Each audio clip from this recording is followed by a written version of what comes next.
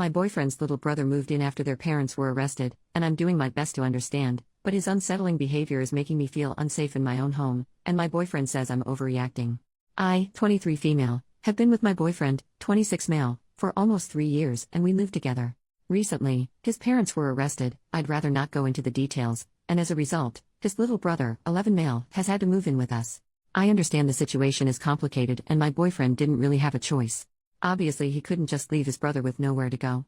The thing is, I find his little brother creepy, and I feel horrible even saying that. I know he's a kid and he's gone through a traumatic experience, but some of the things he does makes me really uncomfortable. For instance, he stares at me a lot, like almost all the time when we're in the same room. I'll catch him just watching me, and it's unsettling. He also has this habit of walking into our bedroom without knocking, especially when my boyfriend is out. I've told him multiple times that he needs to knock, but he either ignores it or just doesn't care.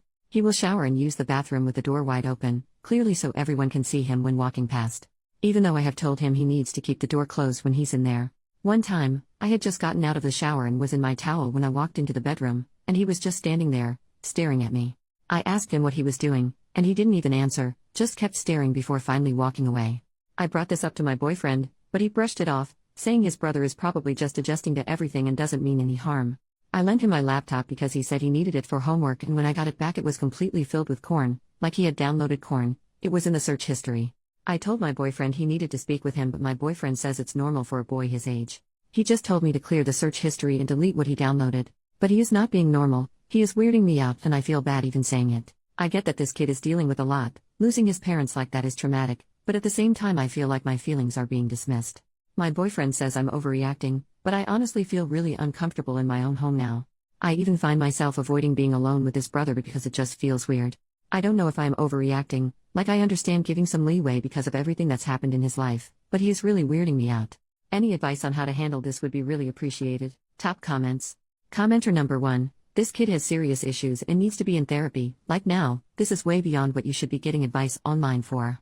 It's super concerning that your boyfriend isn't taking it seriously and is dismissing your feelings. He's undoubtedly feeling really overwhelmed right now, but that's no reason to put so much of this on you. In my opinion, you need to put your foot down and tell your boyfriend that if he won't take it seriously and get his brother help, that you don't feel safe and comfortable in the home and you're leaving. Make it clear you're not saying it's me or your brother, it's everyone's mental health. Commenter number 2. I'm not sure anyone has mentioned this yet, but some of his behaviors indicate sexual trauma or child abuse. Being hypersexual, doing age-inappropriate things, not understanding physical boundaries, and seeking corn at 11 years of age are all indicators that this child has witnessed, experienced, or been exposed to things that were inappropriate. Your boyfriend may be jaded because he came from the same household, but he better wake up, get his head screwed on straight, and take this seriously. Allowing an 11-year-old to knowingly have access to corn is considered sexual abuse and child endangerment in some places. I understand your feelings. They're valid. Something is off with this child. However, before you jump straight to fearing him, try to put his behavior into perspective and look at things from a different point of view. Your boyfriend took guardianship of him. He needs to start acting like a guardian and start talking to his brother like an adult talks to a child. This child needs boundaries, and he needs to know that his behavior is unacceptable. Your boyfriend needs to tell him that when he uses the restroom or showers, the door remains closed. He needs to know it's unacceptable behavior to search for corn.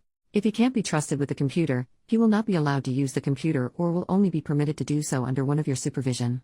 This child needs therapy as soon as possible. You and your boyfriend need guidance and assistance. If DCS or a similar agency is involved, reach out and ask for help for this child and ask what you can do to get him help. Update 6 weeks later. Hiya guys, I wanted to give you all an update on my post. First and foremost, thank you all for sending me the love, advice and well wishes. A lot of you guys pointed out that my boyfriend, Caleb, seemed to be overwhelmed and was just sticking his head in the sand, and honestly yeah. I sat him down a little while after I posted here and we spoke about his brother and everything going on, and he just started crying to me. He has cried in front of me maybe twice before, so I knew he was really feeling it. He said he was really sorry for the way he'd been acting, and that he was just feeling so stressed that he was just pushing everything down in the way. He agreed that Avery's behaviors were unacceptable, and that I told him he needed to have a firm conversation with Avery about boundaries, or I just wouldn't be able to live with them much longer. Caleb said he would enforce a change of rules and then he started sobbing, went gray and started hyperventilating. I was seriously concerned and confused about what was happening. He said he needed to tell me something. I was comforting him, and trying to calm him down and he told me. He was a victim of pretty extreme CSA from his dad, and he thought Avery probably was as well, which we later found out was true. That explained a lot, why Avery had no awareness of boundaries, why he was displaying these weirdly sexual behaviors, why we had such low contact with his parents before all this. But I met his parents, met them multiple times. Yeah, we had low contact with them, but I met them. I had been to their house. They just seemed like normal people, nice people. They weren't creepy, or scary or weird. I was really shocked at everything Caleb told me.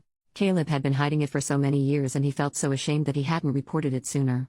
He said he was really hoping that the abuse hadn't also happened to Avery, and so I think he was trying so hard to ignore any signs that he had. He said he felt responsible because he never reported his dad, which meant the abuse could continue.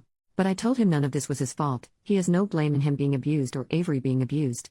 We sought advice on what to do. We reported what Caleb had said to the police and to social services. Both Avery and Caleb were interviewed, but we haven't heard much back from the police about anything that might happen next.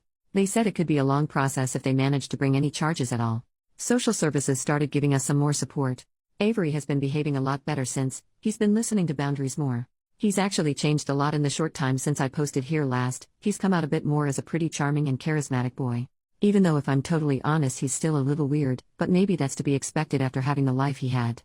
I got him into Scouts and he's made a pack of really close friends, who have even come over a few times. He's been getting on well with school, although they said he's only on KS1 level work, but I'm sure he'll catch up in time. And even if not, it's not the end of the world. Thank you all again.